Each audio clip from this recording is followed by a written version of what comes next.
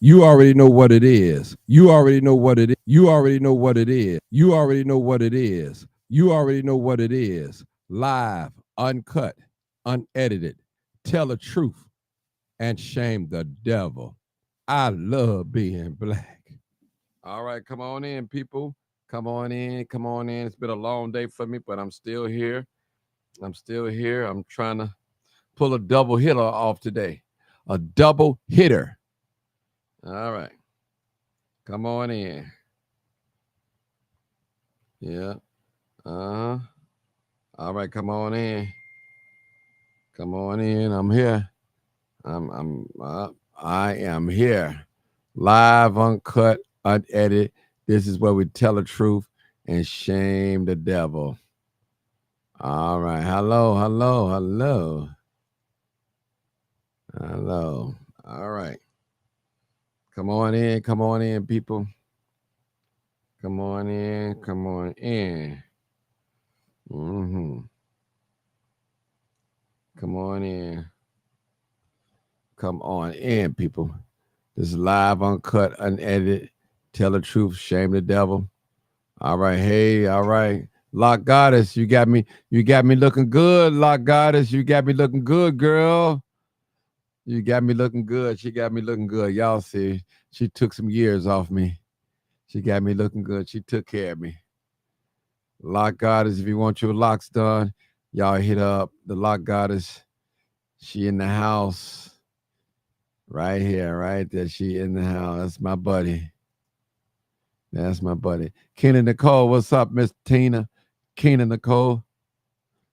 Miss Palmer, what's going on? I see you. All right. But Lisa Lewis, what's up, Miss Lewis?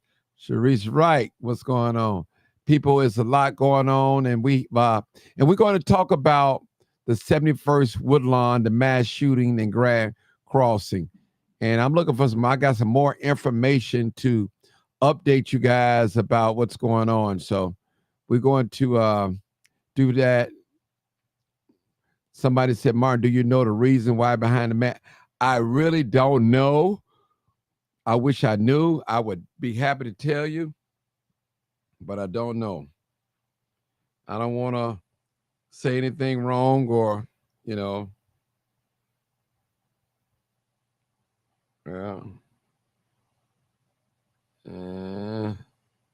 All right, come on in. Come on in. Come on in, y'all. We're going to talk about that mass shooting. We're definitely going to talk about it. We're going to talk about that mass shooting. And it's going down. The mayor came today. That's one of the updates. He came and showed his love, and he didn't have to do it, people. As being the mayor, he could have sent a representative. But he did it. Thank you, Mr. Brandon Johnson, for doing it. Make sure you guys tune in. This is live, uncut, unedited. It's where we tell the truth and shame the devil. The mayor came on in, people, and greeted the people. All right, we got our phone lines are open too. We back. I miss you guys. I miss you. I miss you. I tell you, Miss Relentless Credit Repair, what's going on? We got to find out. Louis Ramsey again. All right, Lock Goddess. All right, check my buddy out, Lock Goddess. Y'all check out. Y'all see how she got me looking here. She got me looking. She got me on. I'm telling you, we got to put on the map. That's my buddy. Miss Otis, what's up? Peggy Gay. Hey, Peggy. You was in the city today. I'm going to eventually catch up with you, Peggy. We're going to take a picture. Peggy was in the city today. Vicky Gavin, what's going on? Ron, what's up, brother? Ron, how you doing, brother? How you doing? Janice Ling Brown, what's going on? Yeah, somebody was mad about something. Brother D. Lawrence, what's up, bro? Regina, what's going on? How you doing? Peace and blessings. Yeah, she got me looking 25. She got me looking good, though. She got me looking good. Lord God took care of me. All right, people, the phone lines are open. The number that's over my head, 872-297-6389 or or 872-299-0808. Come on, we're going to talk about this case. Give me your thoughts and opinions about this case. What do you think went down? Maybe we get some answers. Josh Evans. Now I'm 872-299-0808. I need you guys to call in and give me what you think happened, your thoughts and opinions of what happened over there on 71st and Woodlawn. All right. We have to support them. Come on in, people. Come on in. Come on in. My YouTube family, make sure you like and share the video. Please do that for me. Like and share the video. Facebook, hit like, tag, or share someone. Yeah. Yeah. Do that for me. Yeah. Do that for me, people. Yeah. Yeah. I'm sorry, people. My phone ringing. I'm sorry. All right. Mm-hmm. Come on in, people. Come on in. We're live uncut. I need some callers. I need some callers to come on in. People are calling me. All right. With the family, they gave the family some overwhelming support today. Yeah. Come on in, people. Come on in. Live, uncut, unedited, tell the truth, shame the devil. Josh Edmonds. All right. Jeanette, what's up? I see you. Make sure you guys share the video. I need you guys to call in and give me what your opinion is, what you think it is. All right. All right. What's going on with one of my Twitter X? Okay. X, ain't nobody on. X, okay, ain't nobody on it. Streaming. Okay. All right. Come on in, people. Come on in. I'm taking calls 872-299-0808, 872-297-6389. The number just directly over my head. Come on in, people. Come on in. Come on in. Come on in. Brother Mike, you welcome to call in. Okay, call in, Mike. Tell me what y'all think is going on. Because it's going to take the community to solve this crime. Yeah. Come on in. Come on in. Tina, what's going on? I see you. Kennard the DJ, I bet it was one of their drill rappers' baby daddies. Man, that's a possibility. That is a possibility. That's definitely a possibility. I won't put it past it. You know,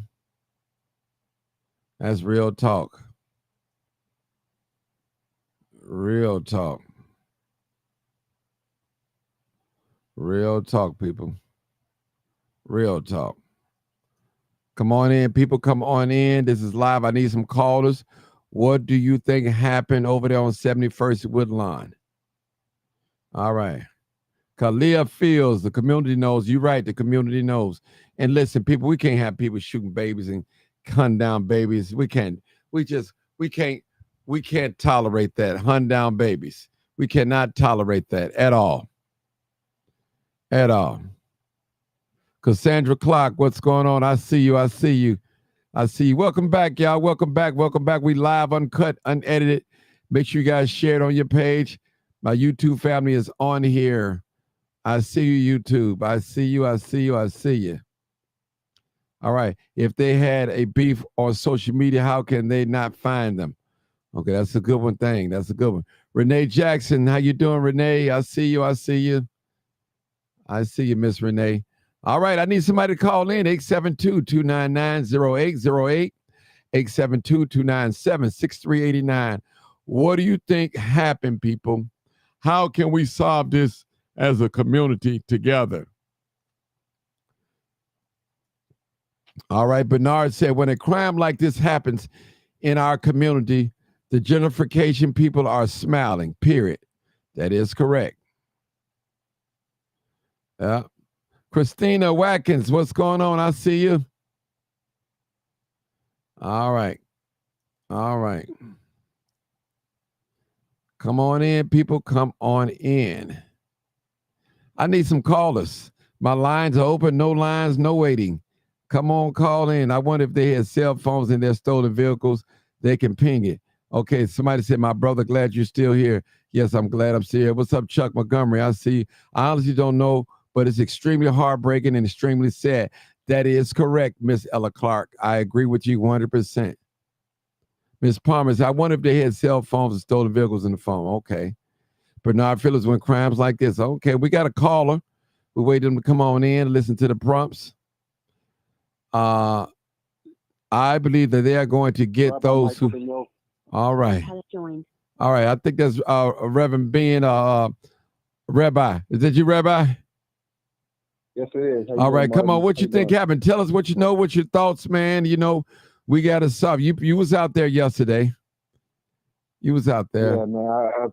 It was just a heartbreaking situation. I was actually at another event for families of gun violence that particular day in the morning, and because we know normally on 4th of July the carnage is just unbelievable every year. So we were out there earlier that day, and I got the word that this happened. And I came over there and immediately began to do what I normally do, is to respond. But this is just an unacceptable situation. We all should be outraged, and we all should be trying to find a way to rally around this family and all families when it comes to this situation. But it's going to take all of us to get this resolved immediately. Someone knows who did this, Mm-hmm. and we just need the community to break the code of silence and to turn these predators, these cowards, in immediately, because this is what we call Manchester society. They have made that decision to murder these women, to murder children, and this is unacceptable. Very unacceptable. You today we had the city came out, the mayor Brandon came out there. You had Glenn, all of you had the community partners. You had Chicago Against Violence. You had Inglewood First Responders. You had Target. It was so many different organizations out there. So I don't want to get in trouble for calling out different organizations. And it came together in collaboration with the city and with the police department. We got listen, people. We have to solve this. The police cannot do this by themselves. Dr. Ben, they can't do it. Rabbi, I'm sorry. They can't do it. They cannot do it. We listen. No, and go ahead, brother. It's going to take. See, here's the thing. We have to be on these streets every single day. We can't be in these streets when a tragedy happens. Prevention means we have to be in the streets before it happens. Before it happens, and that's why I find these plannings are not meeting this obligation to these certain situations. We have to be in these streets every day. You can't just be when a tragedy happens, when something happens. We got to be in these streets every single day, and that's what I'm committed to doing. Just that, being in these streets. I was out here this afternoon. I think it was happening at the same time that this was happening. I was in the streets and Jeff streets. And a lot of people came up to me and started talking to me. We got streets engaging with the community. So that if something jumps off, they know what it is. That we're going to be on whatever is happening before it happens. That's how prevention is done. We have to be visible. We have to be aggressive. We have to be willing to listen and engage and do whatever needs to be done. It's easy to get in front of the camera, but after the camera leaves, that's when the work starts. So I challenge everyone who's out there. This doesn't be out here for when the camera's out there. Just be there when the cameras are not there. Just get in these rooms. Schedule a town hall, which I'm getting ready to do. Schedule a town hall, and everyone show up in that town hall and we don't leave until we come up with a compromise of how to address the violence. That's what it's done. So we're not sitting down and communicating. Everyone's over here. Everyone's over. I saw people out there I've never seen before, and I've been doing this work since my nephew was murdered in 2012. I don't know these people. Where do they come from? Do you know me? I don't know them. And so so I like the showing up, but that's not how I roll. It's after the cameras are not there.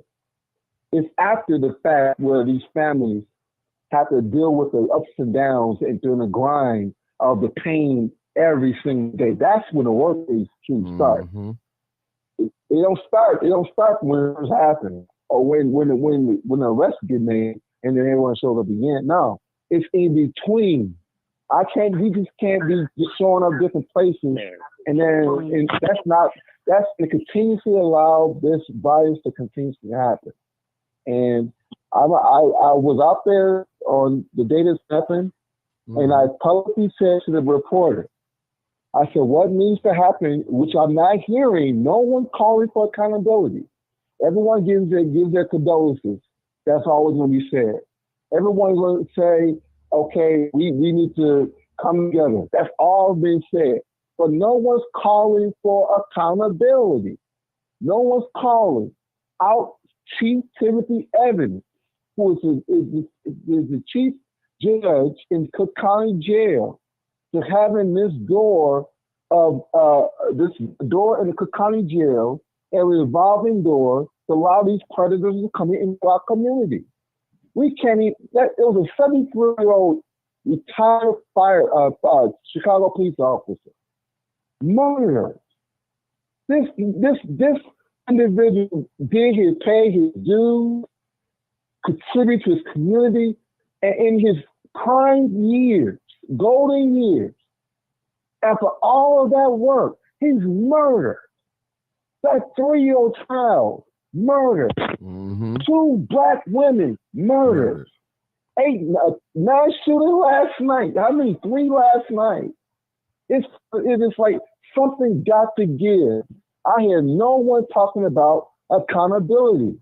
And as I was telling the reporter that day, I said, I prayed about this. I meditated about this. I said, it seems like I'm going to have to go against my own mandate of what I call to action, of accountability. No one's talking about, if you murder us, there needs to be some measures of meeting the same amount of aggression. If you can make a conscious decision to pick up a gun and shoot someone, then you should be held the same amount of accountability. That's why I'm saying I'm calling for the reinstatement of capital punishment. Because if you're going to murder our children, you're going to murder our women, you murder our future, then there's got to be consequences, meet consequences. And that's all I got to say. Okay. But it's not going to, we're not talking about accountability. I don't want to hear nothing about what anybody has to say right now. Okay. I'm tired of seeing families destroyed. I'm tired of seeing vigils. I'm tired of seeing these families just grieving like they did that day. It's just unacceptable. This young man is not going to have a mother any longer. Brother, hold it. I got 2 more callers. You don't have to go nowhere, but let me get them in before they hang up. I want to get them in real quick. You made a good point. I got to drop a bomb on you too about what I heard today. That I'll tell you guys. But let me go to the next caller. 9256. Go ahead, caller. 9256. Last 4 digits of your number. Hey, my brother. Hey, what's happening? Hold on, brother. I got one before you. Come on, Larry. Go ahead. Go ahead, brother. I said what that brother just said. Accountability is the key word. And being at that vigil today, ain't nobody said accountability.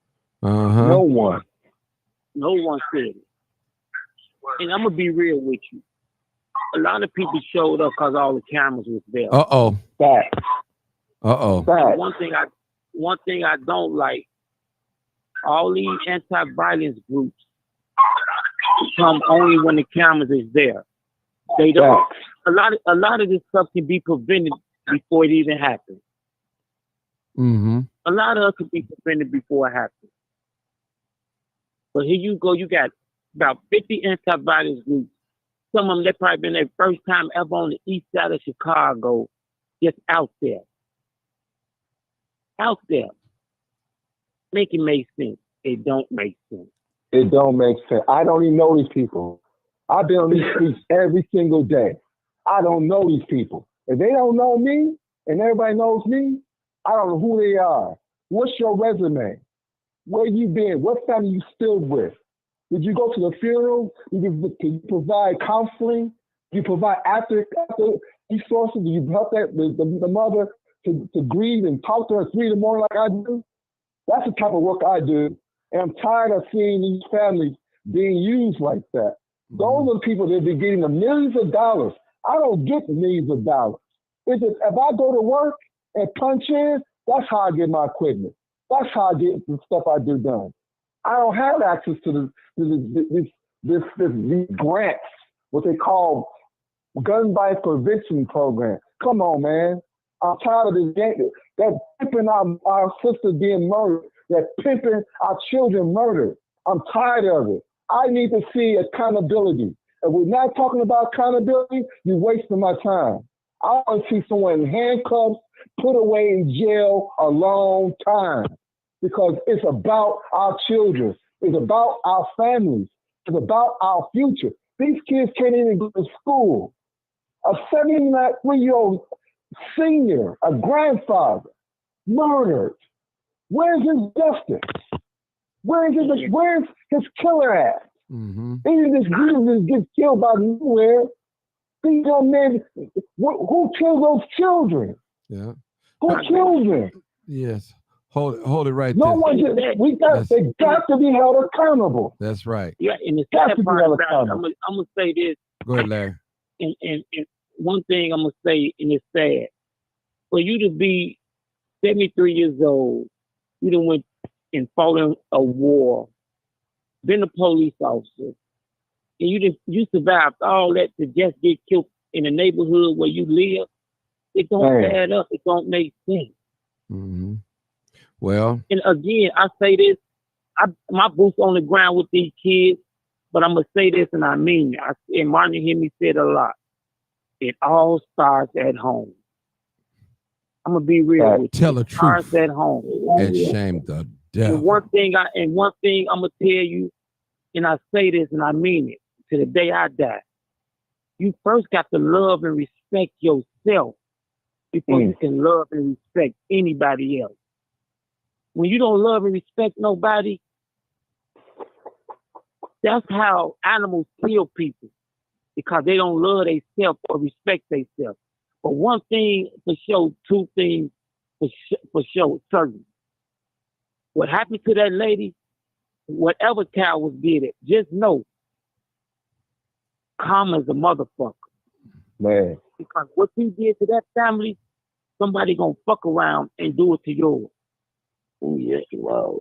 And the thing is with these young punks, they get out here, they think they invincible, they get off these pills, drink this lean, and when they come off their high and get and realize what they done did, they playing looking like a dummy. It's too late for that. Because half of them ain't nothing but cowards.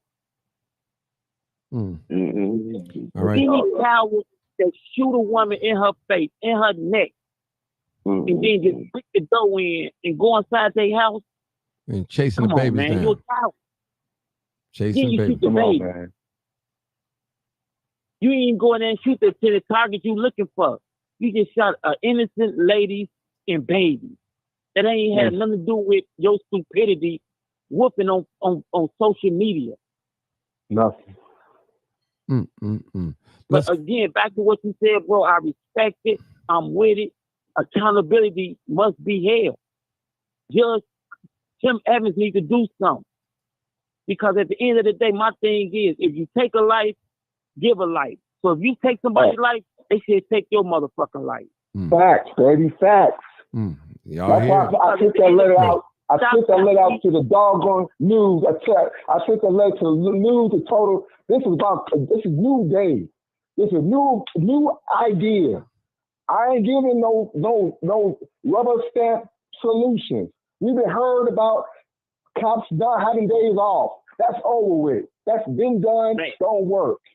We talk about giving millions of dollars to gun violence prevention. That don't work. We talk about putting peace books out there. That don't work. Listen. We need accountability, man. Hold it, brother. We Hold need it. accountability. Hold it. Go ahead, Larry. Go ahead. One thing I want to tell you, I was there today because I got my boots on the ground with these kids. I don't even fuck the media. I don't give a fuck about the media. Like when they try to talk to me today, I don't want to talk to y'all. Talk to y'all about what? Because it's like y'all blowing smoke up our black people ass. Yeah.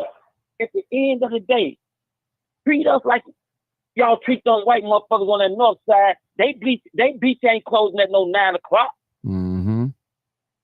That motherfucker closing at 11 o'clock. And motherfuckers might stay on that motherfucker 12 or 1 o'clock. But we don't know. Well, my thing is, bro, is until blacks come together and stop hating on each other, there's gonna be another endless cycle. Another endless cycle. That is the major problem. Yeah. Okay, let me hold up, y'all. Let me let this older guy come in. 59 to 70. Come on, caller. What you got to say? What's your thoughts and comments? All right. Go ahead. Chuck Montgomery, brother Martin. Hey, how you doing, Mr. Montgomery? Listen at this. Right. All right. Okay, now, for every action, there is a reaction, right? Now, I'm not saying that the females did something, all right? But you got to sit up there and just listen. What do these young guys do nowadays that we didn't even do when I was gangbanging? We didn't talk. These are the young things out there now, they tell what they did. Only thing a person got to do is just sit back and just listen to them. They tell everything they do. And then they put it on social media, like somebody said. Just sit back and let them hang themselves. Because the problem right now, I've been to Pontiac prison. I've given people 13 years. I did not know if I was going to live to the next day. But now how it is now, these babies of the crack babies, they are not scared. That's why they're not doing all this crazy stuff. These are the babies of the crack babies. For real. They are a bigger drug addict than I have ever seen. They are a junkyard. But the only thing I'm saying, I want to say this here. Just be quiet and let them, just sit back, be a fly. Because they're going to tell them themselves. They can't hold nothing in.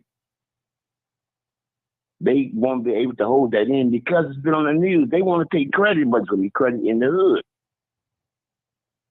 And there's 10 people out there, 9 of them know who did it. Okay. All one right. thing I want to say, you brothers, y'all speaking true facts. But I'm going to say this and I mean it. For us to make a change, we got to start loving our neighbors. We got to start letting the neighbors got to come together to say, hey, enough is enough.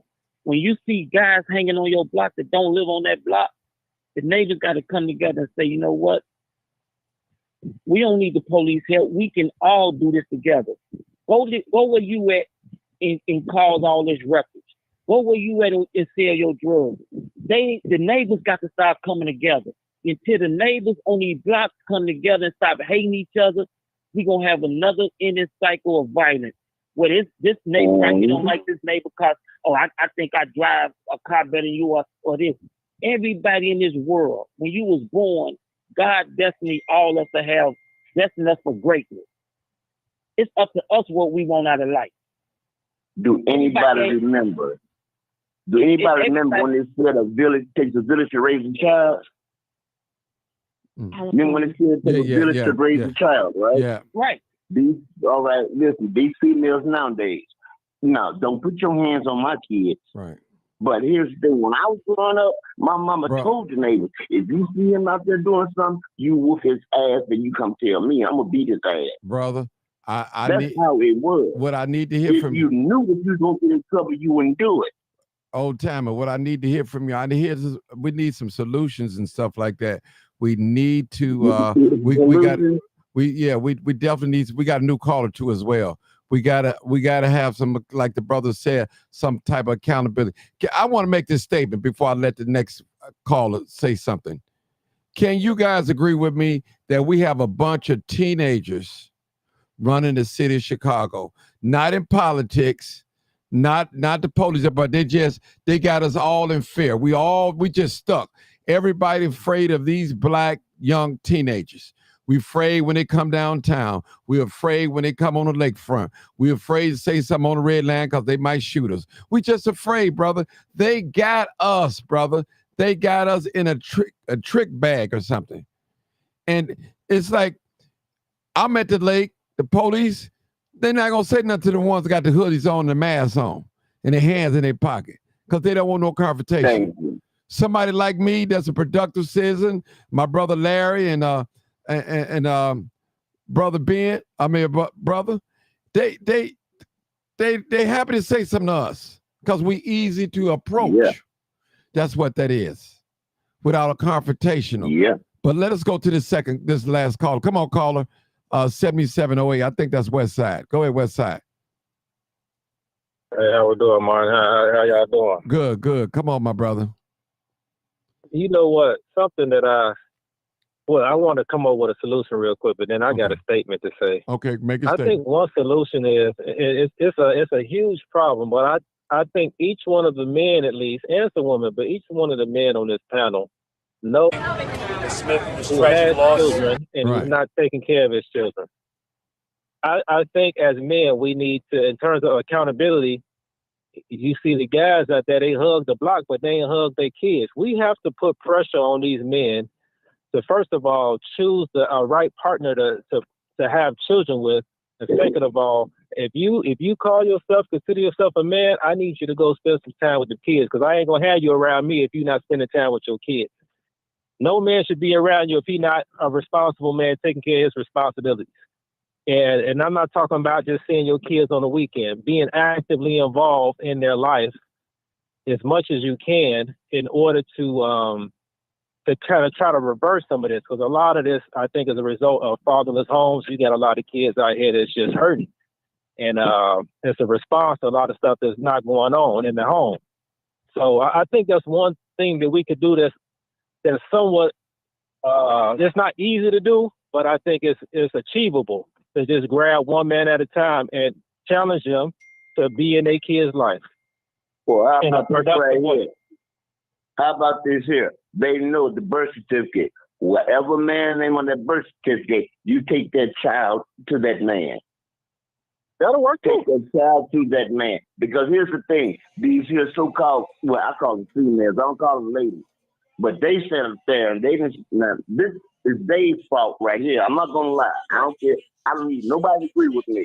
Right. But once they sit up there and they start to disrespect the father, right, to the child, then you become your child's friend. Well, I think one of the reasons that is because when you're absent as a parent, sometimes the only way you feel you can connect with them is to be their friend. That's like a lot of these teachers. They feel like they can be cool with them, and that's how you build rapport. That's the biggest damn cop out there is, man. I'm telling you. There are two titles. There's a parent and there's a child. That right there should never change. It don't ever change. We talking about parents that's not involved. So a lot of them, that's the only way that they feel like they know how to connect is that way. I'm not trying to give them a pass, but that's just the reality of it. Because if you was in your child life from birth, ain't no friend going on. There's no confusion of the dynamic between an adult and a child. But if you barely just coming back around, sometimes you feel like, all right, let me just play it smooth just so I can get back in there, because they're not going to respect my authority. How a child going to respect your authority? You ain't been around. You see what I'm saying? Like, you can't just demand authority in fatherhood if you ain't been in this child life. So a lot of them, they coming in from that angle and they don't know how to, once you come in soft, you can't go hard. You got to come in there authoritative from the jump. Mm-hmm. Otherwise, they're not going to honor it. And so this child been raised pretty much raising their own. They ain't finna honor none of that stuff. And so that's why it's important for you to be there from the beginning. But I got a statement I got to make, though. Okay. And Martin, I'm sure you can attest to this.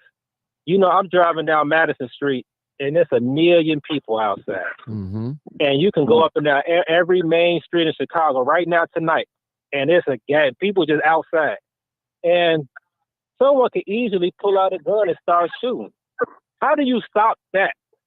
It's millions of people in Chicago, and how do you stop those isolated events of mass tragedy? How do you stop that?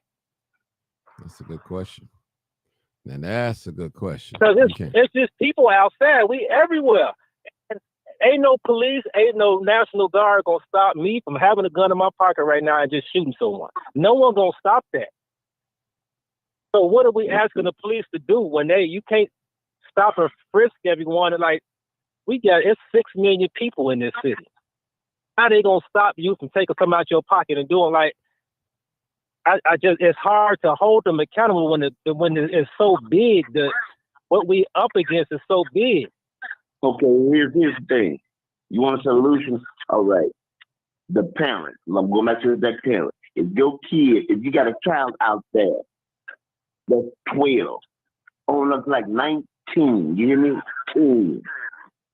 If their kid do something, and it's just me is the way I feel, and they can't catch him, guess what? You going to jail. Okay, now hold on. He is out there doing it. Old time. Let me ask you a question. Okay, now suppose I'm that parent. My son out there did something, and now you want to put me in jail. Well, what the rest of my other 4 children gonna do? Wait, hold on. Hear me out, brother.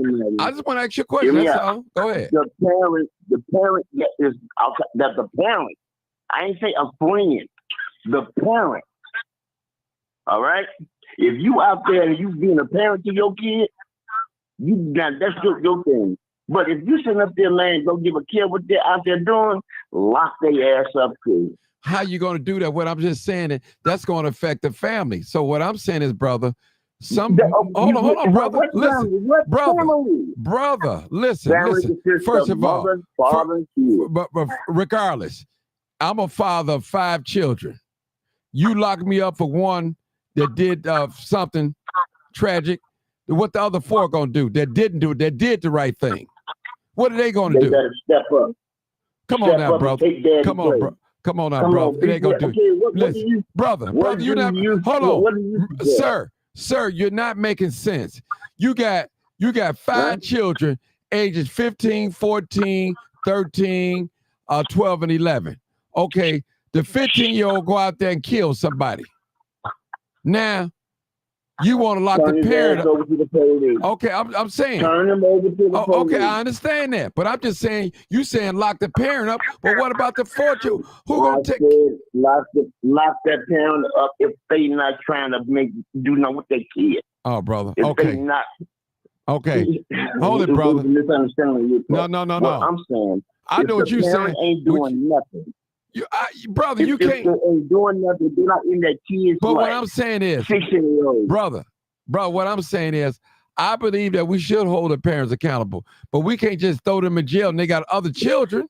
You can't do that, brother.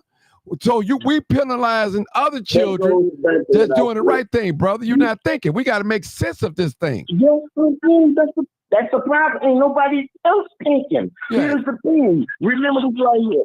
Brother Mark, hear me out. Remember, there was a village that take a village to raise a child, right? Right. When their parents go somewhere, what happened? Them neighbors, they stepped in. Aunties and uncles stepped in. Okay. Haven't they done that? Okay. But what year was that? What year was that? That's not happening now. That's not happening right now, sir. Of course it's not. Because there's no such thing as they being friends this year. Okay. All right. Well, hold on. You can't really say that's an excuse for everything, though. Right. That might be a small portion, but that's not always the excuse right there. We got. It's not that they just trying to be their friend. Because guess what? I'll take a father trying to be his friend versus a father just absent. I'll take that before that. Okay. Now, I've seen a lot of absentee fathers and a lot of absentee homes versus they trying to be friends. If you're trying to be friends, that means you in his life. Yeah. Okay. We got two more. We got two more callers. We got Reb the Barber. Come on, Reb the Barber. Come on, Reb the Barber. 6112. Come on, caller. What's going on, everybody? Come on, man. What do you got to say about this mass shooting? What you think happened? What's your comments, suggestions, or solutions that we need to do? Go ahead. I'm steady trying to figure out what had happened with it myself. Only thing I've been able to do is follow up on the same, seeing everybody else doing when it comes to the media videos. But definitely that's a tragedy. Has joined. I was listening to the grandmother when you was filming Martin, and she was talking about the mother and how she allowed many people to come in her home. She was always feeding, you know what I'm saying? People were landing them in the home during the night. And then there's other stories out there and saying there's no innocence to the house. And I'm trying to just like leave that alone, for nobody deserves to lose their life the way that two mothers and their children did. So I believe that, you know, if they were saying it's altercation, it's just madness how whoever did it retaliated against that family. But I don't believe that the family was the actual target. I believe somebody that was affiliated with the family. Not saying it was the wrong house, but the fact you never know who you let in your house. You never know what they're doing when they come in your house and who they did it to before they came to your house. So I definitely believe that it was retaliation. But I would say that those victims may not have knew how serious whatever was going on. And that's what I say until more stories come out in this investigation. But when it comes to solutions, what I've been hearing on here thus far, like I keep on hearing people say lock these parents up. First of all, you ain't gonna be able to lock these parents up. Second of all, you can't hold these parents accountable for the things that these young people are out there making choices of doing, because the parents I see if the parents knew exactly what was going on, then it'd be conspiracies, you know what I'm saying, to commit crimes that's going on. But you can't punish the parent for something they have no type of idea of what's going on in the streets out there with these young folks. Really, it's come to the point where it feels like there is no solution. You know what I'm saying? Well, I heard the mayor say something today, which I'm glad that you said that. And that's the reason why I wasn't there, Martin, because I'm tired of, I don't want to continue to go up to these things that my heart is in it. But at the same time, everybody else that's coming around, you know what I'm saying, it's all about propaganda and them building a name. And I can appreciate the mayor saying this is not about that. This is not about coming and, you know, saying getting your spotlight in when there's no result to anything. What I would like to do is I'm gonna go after it all die down. Like I said, I ain't gonna be there in front of all of that. I'm gonna go and meet with the grandmother and the young man and stuff myself. But the only thing that I can say with this is that we be there for the families of these people who's losing their lives. You know what I'm saying? You gotta be there for these families. All these are just exposures of evidence that we need to come together. We don't need to like it shouldn't be okay. They was all out there today for the grandmother because of whatever was going on, all the police. And then it's a shame that the police can call all the community together more than the community could call the community together. Them people, they pop up, people popping up when the mayor gonna show up. They popping up when all the spotlight and media is gonna show up. But ain't nobody gonna sit up there and go on days after days to fulfill the need and the healing of this family. And that's a big problem. That's what brings together community, where now, you know what I'm saying, a year later, this family still knows that community is caring about them, and they still set memorials and remembering the lives of these victims. Right now, this is just going to die off a month later, and people are going to go back to their own thing, and shootings is going to continue to happen. You know what I'm saying? Because people are not really out there for the right reason. You know, it's becoming more famous than, you know what I'm saying, this tragedy is becoming more and more famous. Every time a life is taken, people are looking for fame, they're looking for money, you know what I'm saying? So what solution? You know, we're asking the wrong people. Really, we may have to stop asking that question, because people are gonna jump up like they got a solution, they're gonna talk. But they ain't out there like some of us, Martin. They ain't out there, you know what I'm saying? They ain't preventing nothing. They ain't grabbing 11-year-olds, 9 years old, and grabbing them. Look, I got a whole block that I build a relationship with on 56 and Sangamon, because I interfered inside the lives of their children, started cutting their hair. And those kids started recruiting other kids, and now they coming to the building and everything. But guess what? I said, I don't want to get to just know y'all. Y'all parents need to know who y'all dealing with. So I asked all the kids, y'all know y'all parents' number? And I called the parents. Now I communicate with the parents, and we work together as a leader in the community and as parents in the community to sit up there and do the best for these kids. Okay. It's sad, man. Hold it, Reb. I need everybody to put their phone on mute, because I'm tired of that background noise. It's killing me. Put your phone on mute if you're not talking. Thank you. Go ahead. Go ahead, Reb. Yeah, actually, you know, a lot of these kids are unsupervised, and you'll be surprised at the age, you know what I'm saying, 8, 9, 10, and they'll be in the park, right? And there's no parents around, but all the kids is in the park, and they doing and saying all the stuff that grown folks would say. Because people are driving past, they ain't jumping in the car saying, hey, kids, how y'all doing? It's hot outside. They ain't giving them no water. Ain't nobody doing what we used to get done with us, you know what I'm saying, back in the day. People are just letting these kids just do what they do. These kids out here hungry. I mean, I feed kids a lot, you know what I'm saying? You would think that they ain't even eating at home. A lot of these kids, you know what I'm saying, they in the house together, like 10 kids in the house, and they in there with an adopted parent or a guardian, a grandmother, you know what I'm saying? Or a single mother who working hard. I mean, like, there's really no solution when people are not really a community no more. Right. And when it comes to the people, like the brother was saying, this and that, I'm like, yeah, I just came home. I thought I was on Saturday night, caught the first phone. And you see a lot of people, you know what I'm saying, out there, but at the same time, you know why? Because they out there coping with their lifestyle. They out there, you know what I'm saying, trying to figure out how to make a few dollars, you know what I'm saying, to deal with their habit, not taking care of the responsibility. We are dealing with madness in our community. Okay. Hey, Reb, I got another caller, brother. Let me get to another caller. Right. Let me get that to caller. 4703. Come on, caller. 4703. I think that's Dr. Sanders. I'm not sure. Hey, how are you? Oh, yes. Hey, Doc. How you doing? That's what I thought. Okay, I'm sorry. After Doc get through talk, we're going to play Brandon Johnson. Okay, go ahead. Yeah, I just wanted to just comment on the gentleman that were talking earlier regarding the discipline that is not there in the home. This is a generation that did not come up in the same era that I came up, where we were taught respect. Tell the truth. We were taught how to listen to our parents. Devil. How we would say, yes, sir, no, sir, yes, ma'am, no, ma'am. We didn't grunt. We didn't do those things because there was a reinforcement outside the Bible called a switch and a belt. But we're in a generation that is hard-headed.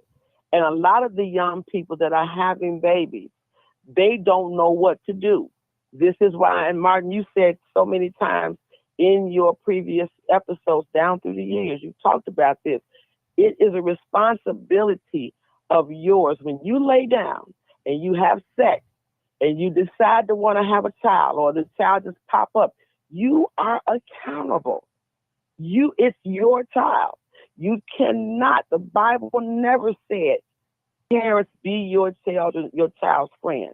It said you have to guide them and give them structure in order to get to where they have to. My children would tell you. My son Malcolm told me the other day. He said, Ma, I never thought I would find myself saying this. He said, but thank you for whooping my behind with that belt. He's working downtown. He said, it's so many disorderly children and teenagers walking around, cussing, yelling, throwing stuff. He said, I appreciate the belt. Well, the Bible says a rod of correction will drive the foolishness out of the heart of a child. I never cared about what DCF said. You know why? Because you are not accountable for my child. When you have these children, you have to teach them. Yes, there are some children that come from broken homes. There are some children that come from full homes, whether they're in church or whether they're not. But as a parent, you own what happens with your child. So this tragic to happen is a shame before God, and it's embarrassing. We cannot depend on these leaders of today. I'm just going to be honest, because everybody is not in for it. I heard one of the men say, it's always a star. I'm just summation of what he was saying. It's always entertainment. Somebody got killed over here. Kids get murdered over here. Why are women hated so much? And like the other gentleman said, they're cowards. These are mama boys crying out for whatever. But you kill innocent lives based on what? Somebody not teaching. But now there's another part to this, Martin. Mm-hmm. Some of them are being taught, but they're not being respectful. Because the Bible says a disrespectful child a disobedient child would not live long their days. That means when you commit that, you reap what you sow, but you're going to get it. So the thing of it is that being able to really have a conversation, you cannot depend on CPS. You cannot depend on the charter school. You're trying to hope and pray that the churches can get involved to help, because the church is a reinforcement. We're not just talking about the Holy Ghost and speaking in tongues. We're talking about being family values. But a lot of these young people don't have any training, and some of them do. And they get caught up with the wrong type of company. This is why, Martin, you said this. I've heard you say this. When you have your children come in your house, you need to know who these children are associated with, who they are playing with. Spending the night at the house, that was not even allowed in my day. We couldn't even spend the night at nobody's house, not even with our cousins, because we don't know what's going on. Guns are out here. They got more access to stuff than I do.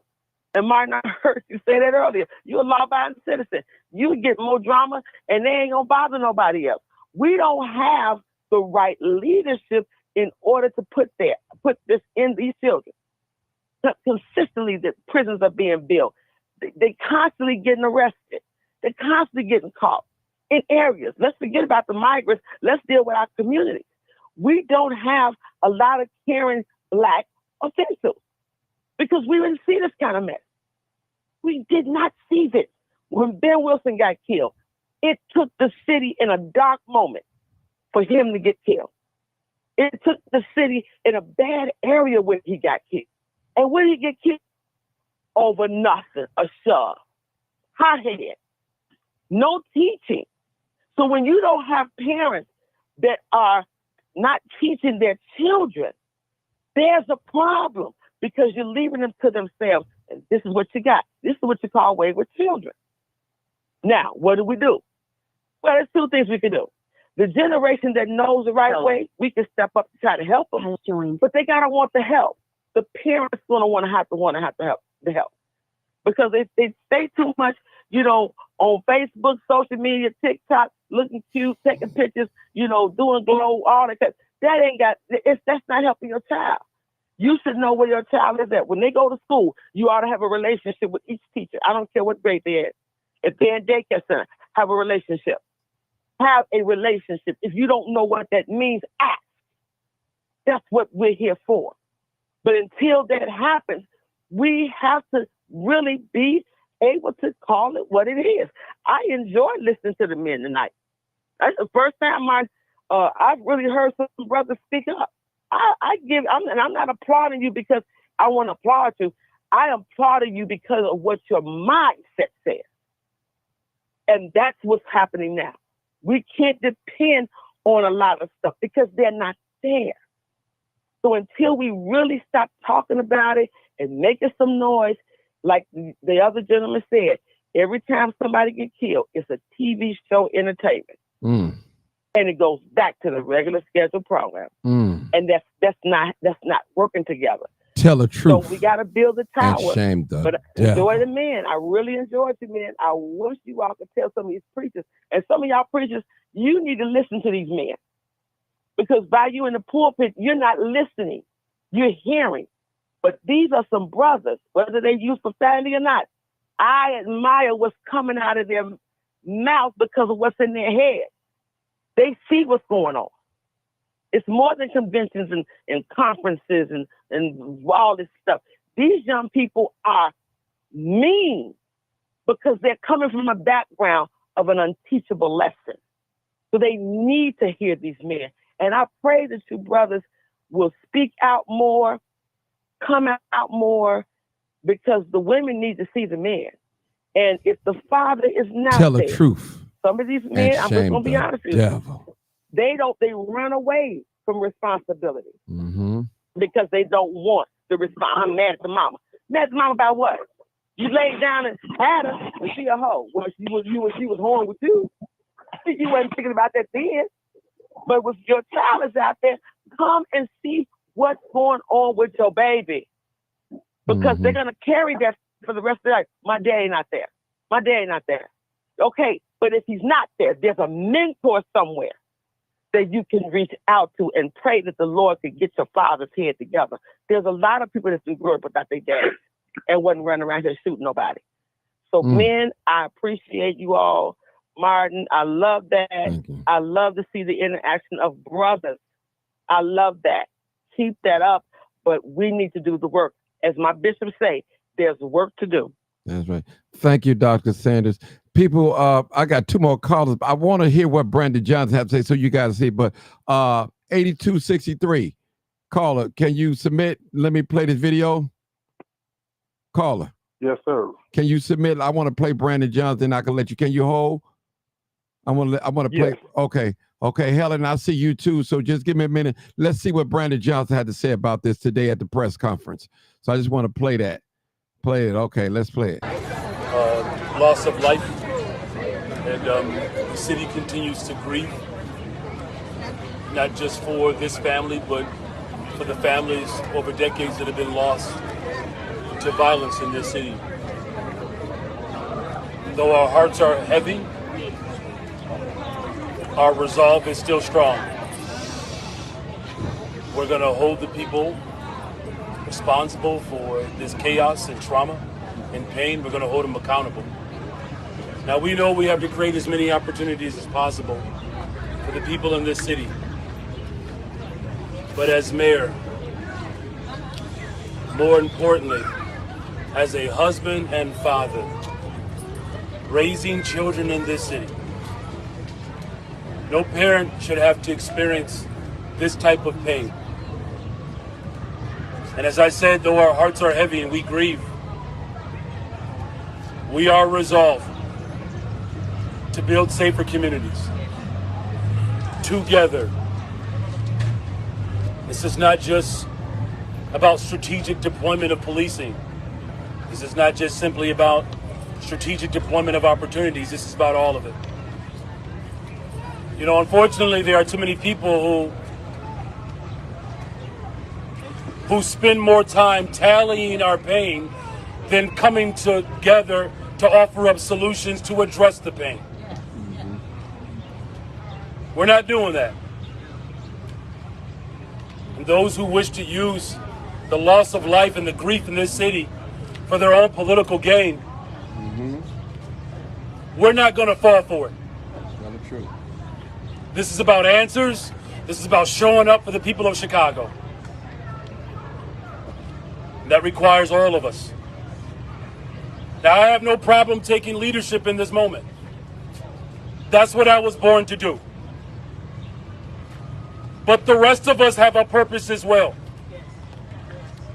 Whether you are a business, a corporate leader, law enforcement, an educator, a neighbor, the weapons that are on the streets of Chicago and streets across America are vicious and criminal. The tragedy did not begin when the shots went off.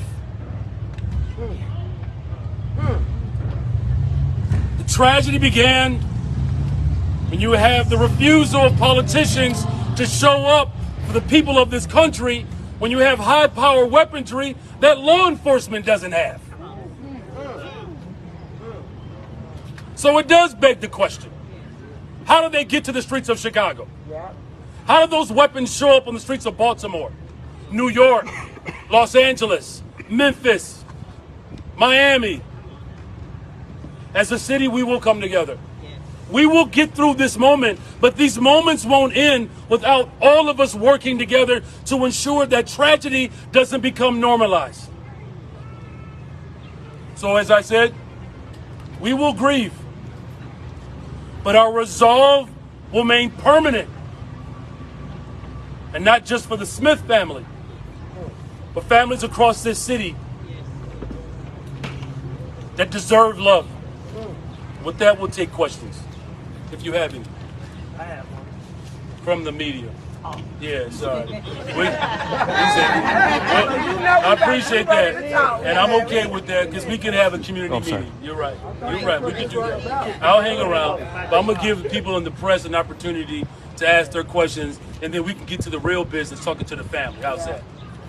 Can you speak to this was just one of several violent incidents by holiday? Can you speak to where the city stands in terms of addressing this violence? Where do we stand on violence? We're against violence. What are we doing about it? We're doing everything in our power to address it. Strategic deployment of law enforcement, making sure that community violence intervention workers are available, showing up with jobs, making sure that the failures that have dogged our communities for generations, that we don't continue along that direction and that tradition. We have police officers working hard every single day in this city, but this is not just about strategic policing. This is about making sure that we are paying attention to the blocks that have been harmed over the course of decades of disinvestment. Look, we understand that there are folks in the community that have felt crippled. We're saying that as an administration, you got the full force of my administration to support the families who may know something about where the havoc is. So it is a multi-pronged approach. The days of old where we continue to blame people for conditions that they didn't create, I can tell you that's over.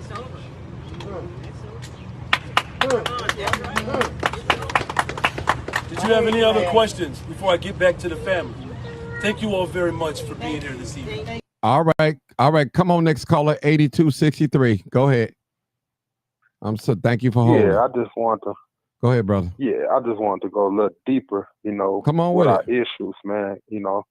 I talk to my Arab buddies, man. How I learn, I look at other different cultures and I look at different things, and that's how we should all learn. If that person can do it, then I can do it. So what I'm saying is, basically back in different countries, man, they know each other by their last name. So whatever your last name, if you did something, you can go back and say, okay, this person is from this village. This is what he did. And you go to the grandfather. Well, okay, it's not that guy. You go down to the brother, to the uncle, then you get to it. So basically what I'm saying is we all don't know where we come from, for one. But two, when they took the men out the house and everybody split up, man, it's like a Royal Rumble. It's like, it's so much jealousy we have with each other. We have an issue with each other. There's so much jealousy because we don't even know where we come from. And there's so many broken families. That's where it starts, man. That's the root of everything. So like the older guy was saying, at the end of the day, back in the day, that's what they did. If you did something, a neighbor will whoop your butt. The teacher will whoop your butt if you did something. Now, if you do something, you get to talking to him. Hey, man, I'll shoot you. 17-year-old. You don't know if he just talking or you don't know if he got it in his pants for real. So that's why people mind their business, because everybody trying to survive to see the next day. So that's what I'm saying. It's like we gotta start thinking how we got here. Like they put this violence on us because we not thinking. We got to do something different.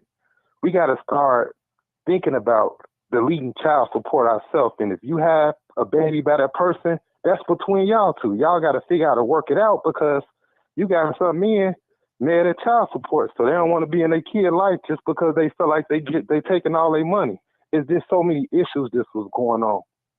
And I'm talking about us. I'm not talking about I'm talking about black people. I can't relate to everything else, but I look at different cultures and see why they don't have some of the same problems we have because they doing things different. It's all about family in certain cultures. With Arabs, that's why you see them come over. They make so much money in community. Their brother get a gas station. Their cousin come over. They put their money together. Same thing with the Mexicans. That's how they did. They come over here. They cut the grass, come in our neighborhood and make all the money. We can't come together because we got so much hate against each other, against our own sisters and brothers. Let's just keep it real in our own family. So you talking about somebody that's not in a family? Come on. We don't even care about them. We don't like each other. So that's the part. We just got to start loving each other, man. Love can beat hate. That's what it get down to. We gotta start loving on each other. And we got to start creating our own rules. And, you know, we just got to understand, hey, we being tricked. We got to switch it up because we being tricked, man. They doing the same thing. These press conferences, and they had to come out and say something because it was so bad. The mayor had to come say something, but it's going to continue to happen. What's going to change? We got to do, like you said, we got to step up for ourselves. We got to start getting out here and doing what we got to do, but everybody's scared. You know, we got, like you said, all them people on Madison, hey, well, there got to be some brothers out there put the boots on and come try to talk to them. Come with love. Back in the day, like the Black Panthers did, you know? It can't just be, oh, you get out, like, you got to come at them at a different approach. Hey, I know you hurt. I know you just try to say, hey, man, I can get you a job. I can do this. So I just think we got to start thinking different and deeper because it's a big problem going on. So that's what I want to say, okay, man. Go ahead, Helen. You next. Then we're gonna play the 2%. Go ahead, Helen. You next. Oh, hey, everybody. Hey, wait a minute. Hey, everybody. Martin. Good evening to your audience and your panel. I'm really just tuning in, so I want to go back and hear what the brothers have to say. And I was, I had watched your live today. And it kind of took me back, in Inglewood, born and raised in Inglewood. And, we had violence problems. What we did, maybe it'll work. I don't know. I'm just trying to come with some suggestions.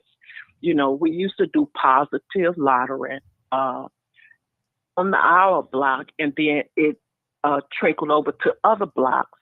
And then we would visit parents, us children. I was a young adult then. We would visit other blocks and get to know our neighbors behind us. We would go north, south, east, and west, those blocks. And it grew. We would have bike clubs. Little girls would come to my mom's house and we would sit, we would talk, myself and some of the other young women in the community. We would sit and we would just talk with the girls. We didn't have to pick a certain subject. We would just talk, kind of meet them where they were or where they are, just sit and talk with them. The young men around there, kind of respected what we was doing, fake clubs, not positive lottery night. And that would happen every 2 weeks, like every Saturday. We would put tables out, just coming with a dish. We would eat with each other, talk with each other. We had yards. Homeowners would, fix their yards up. We had flowers. They had pretty, the elders over us. And we were young and we respected that, because we saw them out in the community. Some churches, a couple of times, 2 of the churches in the area, they came and, some of their members would come out, but, soon they fell off. But they did come a couple of times, even in the summer, we would have, like book clubs. We would find really fun books, we would do activities.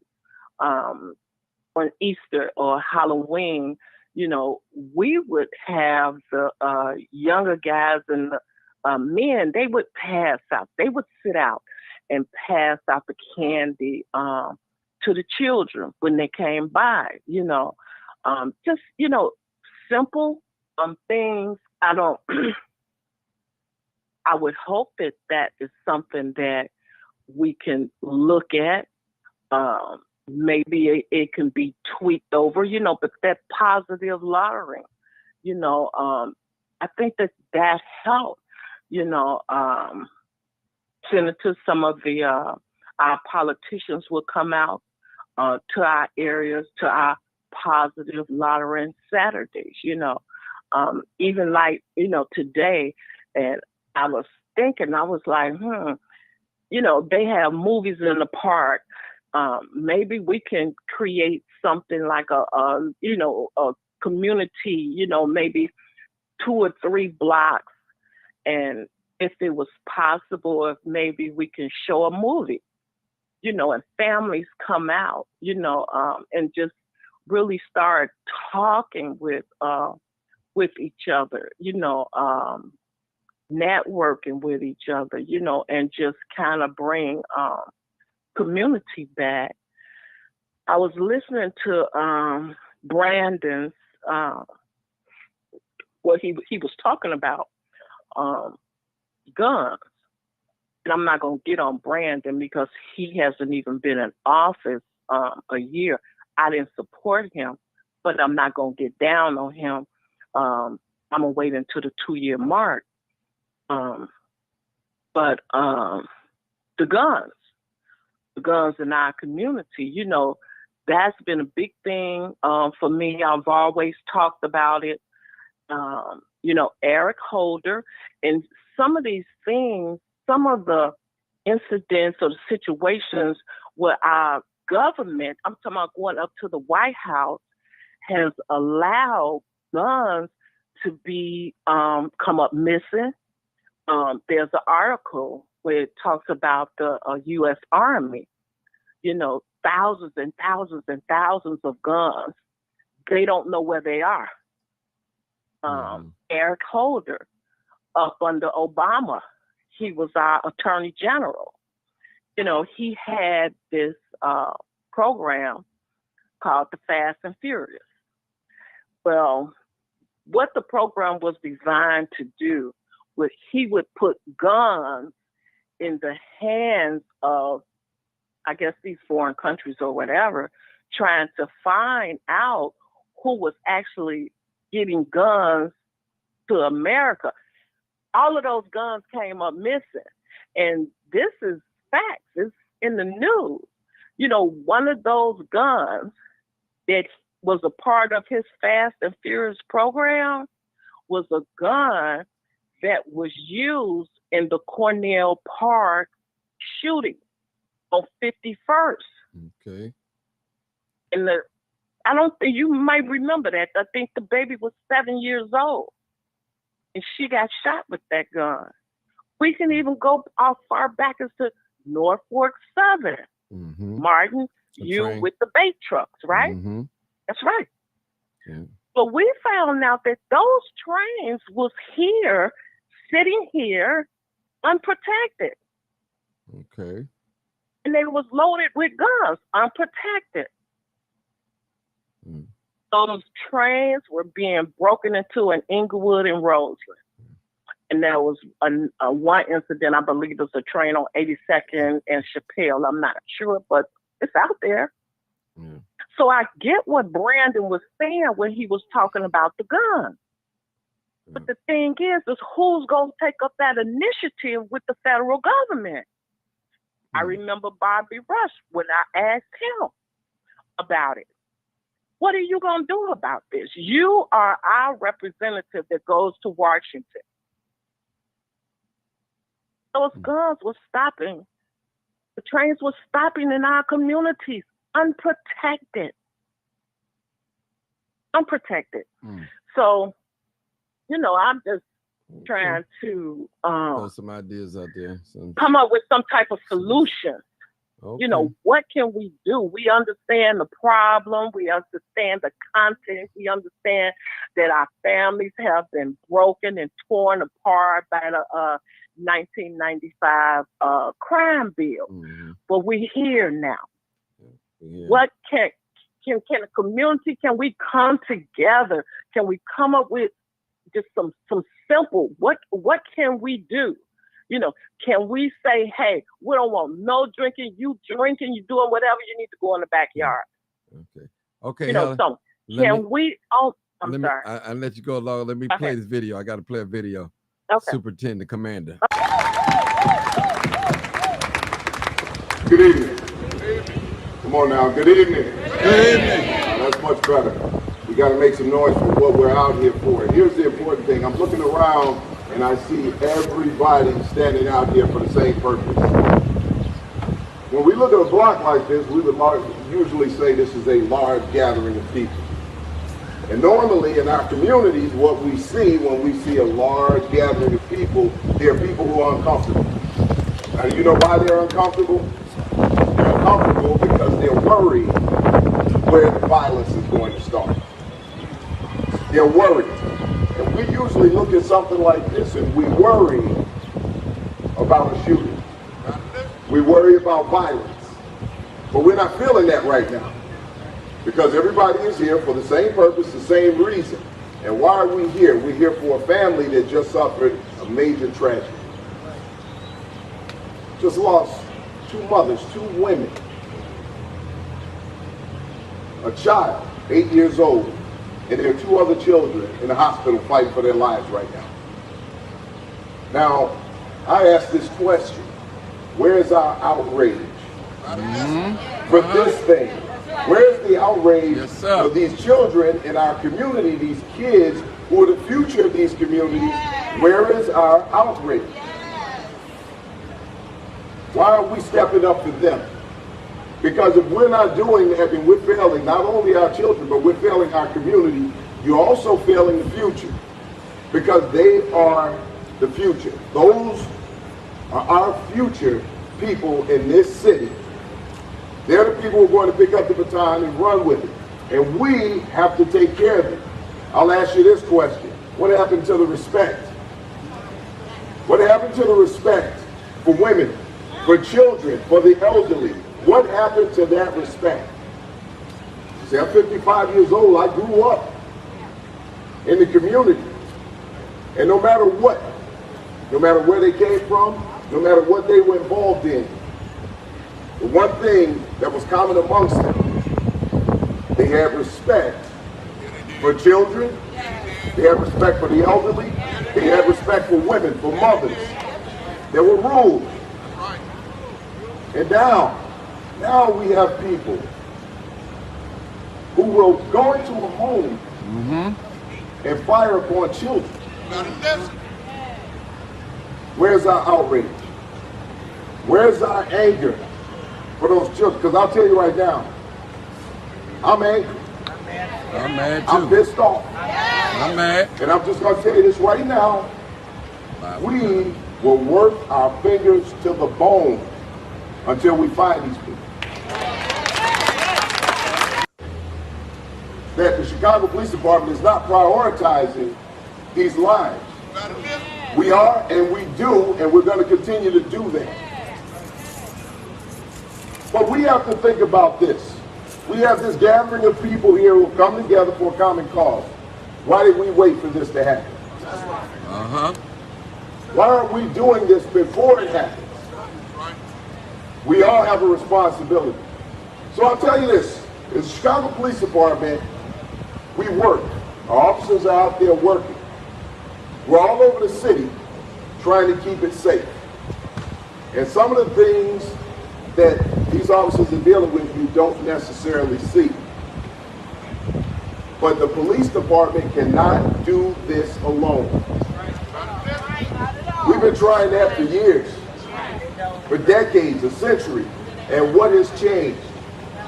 At this point, everybody has a responsibility. We have a responsibility for our community. We have a responsibility for each other. We have a responsibility for our kids. because the police can't be everywhere all the time. So when the police are not around immediately to protect your children, who are the guardians? We are. Say it again. We are. So we have to be the guardians. So my belief is this: as a police department, we're part of the community. That's why we're here. That's why I still live in the community. We are a part of the community. And we are here for everybody who's standing out here right now, your children, your family members, because when there's a loss of life, don't think we don't feel it, because we see it. When we walk up and we see children who are in pain, children who are hurt, this is something that we deal with too. So understand this: you are not grieving alone. You are not dealing with this alone. And I'm just tired of fake outrage. Fake outrage. Yes, sir. I'm tired of people who come into our communities that tell us what we need, and they don't even know anybody in the community. Let's speak for our own communities, because nobody knows the community like the people in the community. Do not allow people to dictate what resources you get in your community, how people are responding in your community.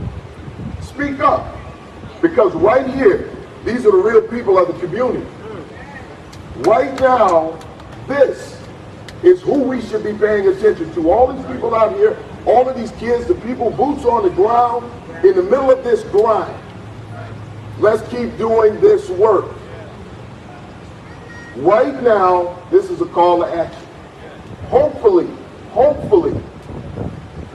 these people, these innocent individuals who suffered this tragedy, that this does not go in vain. This is our opportunity to start taking our communities back and protecting our children. And know this, 100% of the way, myself, the Chicago Police Department, our officers, everybody who's standing here right now, are going to be behind you 100%. But not only are we behind you, we're going to walk with you, beside you. We're going to be here to protect you, protect your families, protect those children, because they're our children too. So again, who are the guardians of your community? We are. One more time. We are. We are. That includes us. So thank you for that. I'm going to turn it over. Well, I'll give it back to Glenn. He's going to introduce the chief of staff for the mayor.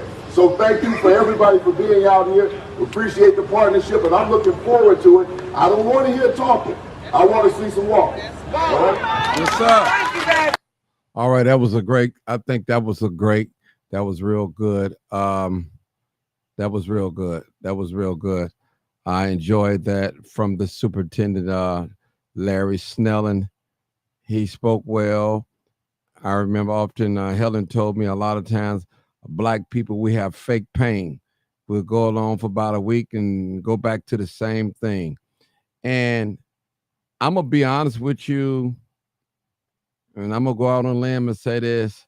A lot of these violence prevention programs, they're not working. They're not working. I'm sorry. They're just not working. Some of these guys I see with these vests on, these jackets on, these T-shirts on, they're still in the street. They still gang banging. They're still selling drugs with these shirts on, with these uniforms on, still getting arrested. And so it defeats the purpose. If you still in that life and you out here trying to do outreach work, community, saving people in the community, helping people, and you still doing the same thing, it defeats the purpose. Now, what we need to do as a whole, we need to tell Brandon Johnson, our mayor, we need that money, some of that money y'all send it to the giving it to the migrants for violence prevention. Just think about this. Every time a person get killed in the city of Chicago, if you turn him in, you get 25,000 or 50,000. Man, it won't be no murders around here. Every time they commit a murder, they get caught. Their own rapper will turn them in. Their own baby mama will turn them in. Their own relative will turn them in. CPT has enough money to every time a person gets shot or killed here in the city of Chicago to give some reward money. Give people an incentive to turn people in. And they'll do it. Trust me. They will do it. We have money for all these violence prevention programs and nothing has happened. They're not working. Look today, all those violence prevention programs was out there. It probably was over $5 or $6 million worth of violence prevention programs, maybe 100 million. I don't know what they're getting. Some 500,000, some of them 2 million, 1 million, 700,000. It was probably maybe 10 or 15 different violence prevention groups. I'm just guessing. And just imagine all the ones that's getting paid from the city, from the government. We can use some of that same money to solve some of these crimes, put some investigators on there, pay some of these people that's willing to tell who shot this person. We need it, people, if we're going to solve the crime. But I want to say this, which I didn't know. There was a CO, correctional officer, inside of that house, a female correctional officer inside of that house when all that shooting took place. No one on the news talking about that. No one even mentioned that. We call him a CO, correctional officer, was inside that house, a female. I won't put a name out, but she was there when it happened. It was people on the first floor. It was people in the basement and upstairs at the top. So they didn't kill everybody. They didn't shoot everybody. So my point is, put some reward money out there for all these shootings and killings. And I guarantee you the clearance rate will be strong. Now, even now, the clearance rate have gone up to like in the 60%. So a person that shoot and kills somebody in the city of Chicago, you almost have a 40% chance of getting away with it, according to the data that they put out. So they have a clearance rate of 69, I think it was in the high 60s or mid 60s of solving violent crimes. So this is real, people. And everybody laughs at me, mock me, and all search kids' room and sitting in parked cars as a dead duck. But it sounds so elementary. But guess what? If you listen to me and you watching me, you better thank God that you listened and got the message. And as again, I say again, everybody's not going to watch the crime chasing videos. It's up to you to give them the information that I'm putting out here. Give to your loved one, your friends, your associates. Tell them the information. They don't have to tune into my live. I would love for them to. Some of them look at me as an old man. I am an old man in a sense. Some of them say, well, man, you too accurate. You're just too accurate. And I don't want to hear it. I'm not ready to hear that right now. I still want to do what I want to do. I still want to shoot. I still want to gang bang. I still want to smash and grab. I still want to carjack. Listen, for those men that's listening to me or women that committed that crime over there on 71st and Woodlawn, you are cold-blooded killers. You are heartless. Your heart is dark. Man, I don't even know how y'all sleep at nighttime, man. The family told me that y'all chased the children around and shot them. Y'all cold-blooded. Over a dispute, an argument over social media? Oh, my God. What's wrong with us? Is it the weed? Is it the pills? Is it the lean? Is it the alcohol? What is it? Is it mental illness, or is it all? Or is it just pure hate? Pure hate. Y'all wrong for this one. You can't be out here killing children, people. Children that had nothing to do with that. Don't do that. But your day is coming. And if you listen to me, I hope you pray and ask God to forgive you. Because you definitely gonna need it. Taking innocent blood, innocent lives. That's wrong. To make a statement. And the person that you probably was looking for, he didn't get gray, skin, or anything. So I'm saying, people, we cannot hide these type of baby killer, child killers. We can't hide them in our community. They can't stay. Just like the pedophiles. We can't hide them. We can't cover up for the pedophiles. We can't cover up for the child molesters. We cannot cover up for them. That type of behavior. We can't do it, people. This is real. I'll always tell you how to stay safe in the city of Chicago. We have to stop. Don't you know Martin Johnson would be a fool if he get on this live and argue with somebody that he don't know how they look, don't know nothing about them. So I'm telling you, people, for those of you that's in social media beef, you argue with a person that's probably on the other side of the world, or even on the north side, on the west side, whatever. They know you. They've studied you. They've watched you. They got a better chance of doing it. Put your phone on mute, please. 9256, put your phone on mute. They got a better chance. Put your phone on mute. Thank you. I'll call on you when I'm ready.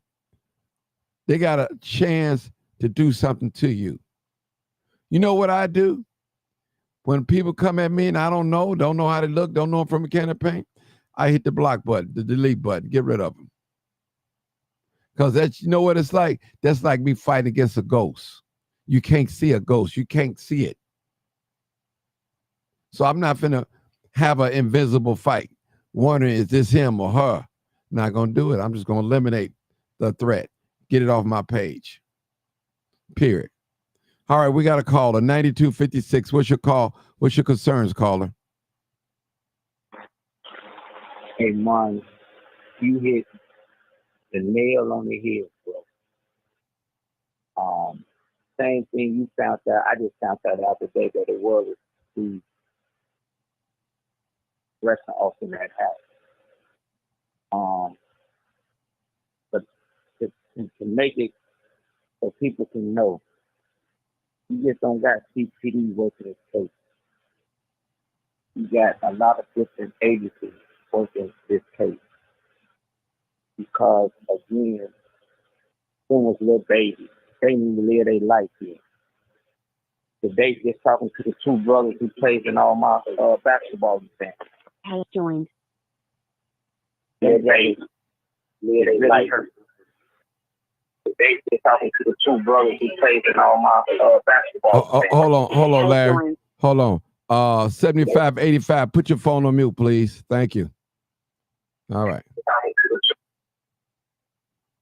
Put your phone on mute. All right, go ahead, brother. And like I say, I talked to two brothers who lost their mom. They playing all my basketball events. And one thing that I like what you said, a couple more brothers said, when it's all said and done, who's going to be there for them kids? We don't need everybody running now because the camera's there. They need us to comfort them in days ahead. And I'm going to do my part because, like I say, I know the family, it's a sad situation. But just know, whatever cowards did it, those days are numbered. Because one thing I know is talking to the superintendent, I never saw that man Mark since I've been normal over 30-some years to have tears in his eyes. And today, like he told me, he said, Larry, today is a breaking point. Enough is enough. So, again, it's going to take block. It's going to take us as Black. It's going to take us as a community to come together and say enough is enough of this fight. I agree with you, Martin. You probably see violence prevention groups and all this money ain't doing nothing. They just show up for the camera. But little do they know, they days are number 2, because I heard today they should have started whacking down on them. So they can be like you say, do something else with that money. Because these violence prevention groups ain't doing nothing but showing up for the camera and leaving. You saw it. They were just there for the camera. They ain't stay for the whole thing. Just there for the camera, for the news and stuff. They didn't even know the mayor was coming and nobody else was coming. They was gone. You saw they all was gone. But again, it's going to take us to save us. To you women with these kids in y'all house, start talking to y'all babies, man. Don't let this social media dictate their life. Because if you let social media dictate their life, sure enough, 2 things gonna happen. Death or jail. And the way it's going now, that's becoming a norm. Funerals and cemeteries. Just break the cycle. We should be trying to raise our kids up to say, hey, what do you want to be out of life? And that's my motto of working with these kids, because everybody can't make it to the NBA. But God got a blessing for each and every kid. I thank you, Mom, for what you do. Thank you for being there tonight. You the best news to me. That all them other news channels, all these fake crime cases people glorify, they glorify pedophiles. This is the real deal. Live, uncut, unedited. Yes, sir. But to all the people, support Marvin and stop listening to these other people giving y'all this fake and false news. Thank you. Days are coming. It's going to be some things being said, and you'll be the first to know about it and let the people know. But to you parents, love on your babies. Make sure they ain't in no social media beef, because at the end of the day, not so serious. This has been a crazy 2 months in Chicago as far as violence. We have lost more young people in 2 months than I ever known for a while. We need to get a hold and talk to them, because at the end of the day, they just need love. And like I say, you first got to love and respect yourself before you can love and respect anybody else. True. That's all I got to say, Martin. Good night. Appreciate you, love man. you, bro. Appreciate you. Love you too, bro. People, man, if you can't let Satan win. Stop waiting for the preachers. The preachers only gonna mess with you for the money. They only coming out for the camera. You can teach yourself at home and with the Bible. So God said, be a fool, not a goddamn fool. It's time to wake up. I'm being real with everybody. Good night, Mark. Good night. Thank you, brother. Thank you for the words of encouragement. I want to say, too, to add on what Larry said, people, we have to be careful and resourceful where we get our news from. You know, you got some people out here, they're chasing a bag. They're chasing clout. They don't care nothing about a black man or a black woman being gunned down. All they want to be the first to put it up on social media. It's all they want to do. Y'all know when somebody genuinely care for the people, what they're doing, it shows. It's like a cook. You know a person that loves to cook, it's just all in them, it's all in their body language. You could see it, opposed to somebody just there for the money. Same way with school teacher. You know when a school teacher is there to teach and she loves her job. And you know the teacher there just there for a check. Don't care if you learn or do your homework or nothing. They don't care. They're there for a check only. They have no concern about your education. You're being educated. So people, this is getting serious. It's getting deep. Again, we need to rethink that violence prevention money. We need to start making that some reward money. These folks turning these folks in that's doing all these murders. I guarantee you, you're going to have mama turning sons in, sons turning in fathers, and daughters turning in mothers, and you have baby daddies turning in mamas and vice versa for that money. And that's what we need. And see, the goal of CPD is trying to bring back community policing, having a relationship with the community, people. Listen, it hurts me, people, and I might sound like a hypocrite saying this, when I see the migrants walk around here enjoying the lakefront, enjoying the communities, the parks, and all that, and they're not afraid. And all I say in my mind, do they realize how dangerous these communities are, these neighborhoods they're walking through? They don't have a clue. But guess what? Because it is no concern of them. But if you get caught walking in some of these high crime areas, you liable to get your life taken away from you, robbed. Period. So how are we going to let somebody come from a foreign country, come in our community, enjoy all the things, and we've been here all our lives, and we can't enjoy the parks, we can't enjoy the swimming pool, the lakefront, nothing, without looking over our shoulder, afraid somebody gonna do a shooting or a straight bullet. This is real talk. Anybody that maliciously kill a child, something is wrong with you, brother, sister. You have stinking thinking. The family members told me that the shooter was in there chasing little children down to shoot them in the house. That's terrible, people. Terrible. And the young lady that worked at FedEx, they said she would help anybody. That's the type of mother she was. And I'm quite sure she's going to be truly missed by the family. Again, if there's any family that's listening to me right now, that not only the family that was on 71st Woodlawn all over the city of Chicago, if you lost a loved one to gunshot violence, you have my condolences, no matter if it was this year, last year, or 10 years ago.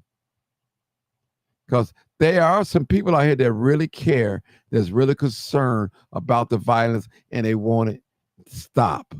They want it to stop. And I love to be outdoors. Period. All right, people, I'm out of here. This is Live Uncut. Y'all already know what it is. Make sure you share the video. I want to thank my YouTube family. I want to thank my Facebook family for sharing it, liking it, as well as the YouTube, my Crime Chaser page. Y'all already know what it is. You already know what it is. Live, uncut, unedited. What? Tell the truth. And what? And shame the devil. I love being black. Enjoy yourself, people.